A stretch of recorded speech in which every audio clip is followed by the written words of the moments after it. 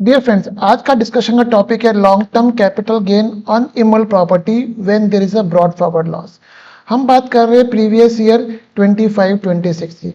हम सबको पता है कि फाइनेंस एक्ट नंबर 224 में there was a amendment in a long term capital gain taxation, जहां पे इंडेक्सेशन को रिमूव कर दिया गया था और without indexation rate was reduce to 12.5%। और इमोल प्रॉपर्टी में सबको एक ऑप्शन दे दी थी कि अगर आपने इमोल प्रॉपर्टी परचेज करी है 23/7/24 से पहले और बेची उसके बाद और उसके ऊपर आपको LTCG अराइज हो रहा है, then the tax will be the lower of the 12.5% without indexation and 20% with indexation. ये कॉमन अंडरस्टैंडिंग है। बट अगर आपके लॉन्ग टर्म कैपिटल गेन के साथ there is a brought forward loss, उस केस में हम टैक्सेशन कैसे वर्कआउट करेंगे? सोशल मीडिया में और सर्टेन रिटर्न प्रिपेयर सॉफ्टवेयर में उसमें कुछ कंफ्यूजन बिल्ट हो रहा है और मैं उसी एक एग्जांपल के थ्रू मैं वो क्लियर करूंगा कि वो एक्चुअल लॉ है क्या। हम एक एग्जांपल लेते हैं। अदर इनकम आई, हम बात कर रहे हैं प्रीवियस ईयर 25-26 की। अदर इनकम 4 लाख रुपए आ रही है। LTCG on land acquired before 23/7/24 and sold after this date. Without indexation gain आ रहा है 30 लाख रुपए का और विद इंडेक्सेशन गेन आ रहा है 17 लाख रुपए का। And this a long term capital loss of 15 lakh rupees. ये बेसिक डाटा है। अब हम करते हैं कंप्यूटेशन। पहले मैं आपको वो कंप्यूटेशन बता रहा हूं जो एक एरर चल रहा है सोशल मीडिया में, इसको डाटा को, इस कंप्यूटेशन को वो कर रहे हैं और वो मैं आपको क्लियर कर रहा हूं कि वो गलत है। हम पहले समझते हैं कि वो कैसे कर रहे हैं। आइए, income under the head capital gain कितनी आ रही है फ्रेंड्स? 30 लाख, क्योंकि हमें इनकम जो LTCG की लेनी है वो लेनी है विदाउट इंडेक्सेशन। हम लोगों ने ब्रॉड फॉरवर्ड लॉस 15 लाख रुपए का रिड्यूस कर दिया, तो मेरी टैक्सेबल कैपिटल गेन आ गई 15 लाख रुपए। Income from other source 4 lakh है, टोटल इनकम मेरे पास आ गई 19 लाख रुपीस की। अब नाउ कैलकुलेट द टैक्स। अब टैक्स ऑन टोटल इनकम निकालनी है।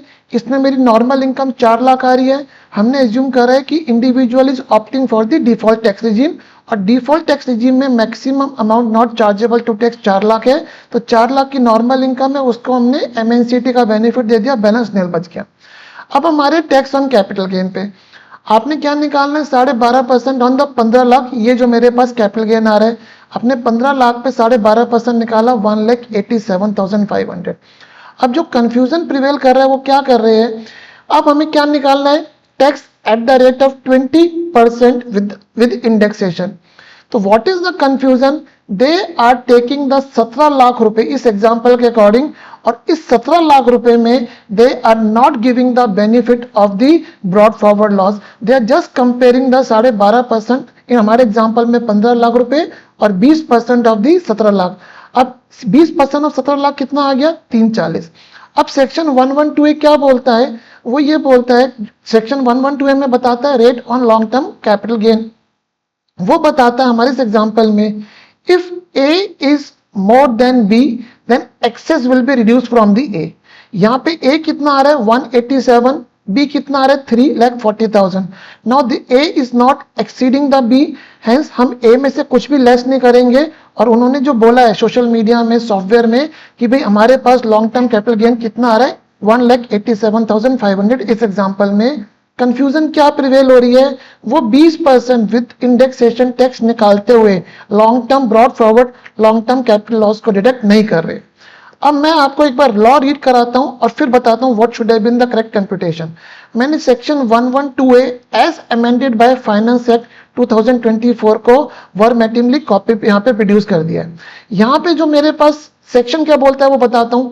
वो बोलता है in case of individual HUF being a resident, आपको लॉन्ग टर्म कैपिटल गेन पे कितना टैक्स देना है? At the rate of 20% for transfer which take place before 23 July 24 and at the rate of 12.5% for any transfer which take place 23 April 24 से। ये तो एक normal understanding है। अब इस सेक्शन में क्लॉज ए में, ये जो क्लॉज ए है, इसका सेकंड प्रोवाइजो है, that's more important. Second proviso क्या बोलता है? In case of transfer of long-term capital asset being land, building or both, which is acquired before 23 July 2024 and where income tax computed under item B exceeds, जो relevant point है उसे मैंने highlight करा है, exceed which thing? Income tax computed in accordance with the provision of this act as they stood immediately before their amendment by Finance Act 24, then such excess shall be ignored. यहाँ पे second proviso मुझे क्या बोल रहा है कि आप income tax निकालिए कैसे, अगर ये amendment by finance act number 224 नहीं होती।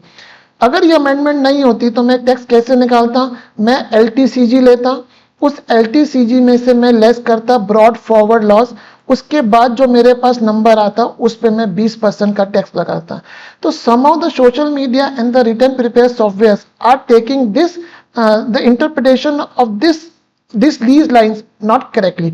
आप भी रीड करेंगे, दोबारा रीड करते हैं, income tax computed in accordance with the provision of this act. यहाँ पे वर्क कर रहा है इनकम टैक्स कंप्यूटेड, और इनकम टैक्स कंप्यूट करने के लिए हमें क्या निकालनी है, पहले टैक्सेबल इनकम। और टैक्सेबल इनकम कैसे निकलेगी, income less broad forward loss. तो हमको यहाँ पे इनकम टैक्स कंप्यूट कैसे करना है अगर ये अमेंडमेंट बाय फाइनेंस एक्ट 24 नहीं होती। तो अब हम करते हैं कि what should have been my correct computation. 30 lakh रुपए का LTCG है, 15 लाख रुपए ब्रॉड फॉरवर्ड लॉस मैंने माइनस करे, 15 लाख रुपए मेरे टैक्सेबल कैपिटल गेन आ गए। Income from other source 4 lakh है, 19 लाख मेरी टोटल इनकम आ गई। अब हम टैक्स निकाल रहे, नॉर्मल इनकम 4 लाख, इस पे हमने MNCT का बेनिफिट दे दिया, बैलेंस नील है। अब हम टैक्स ऑन कैपिटल गेन कैसे निकाल रहे हैं, 12.5% on 15 lakh, that's a tax without indexation. ये आ गया 1,87,500।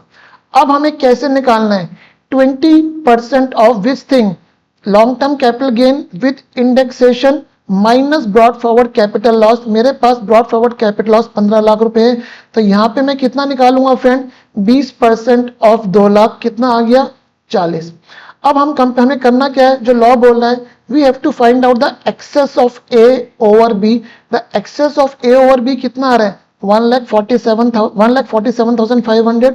इसको हमें इग्नोर करना है, तो मेरा जो टैक्स बनेगा वो फ्रेंड कितना बनेगा, 1,87,500 माइनस 1,47,500, 40,000। तो होप आपको ये कॉन्सेप्ट समझ में आया होगा। Since the return preparer time is going to start after March, तो my sincere request to please study that this section properly with at the time of preparing the ITR. Thank you.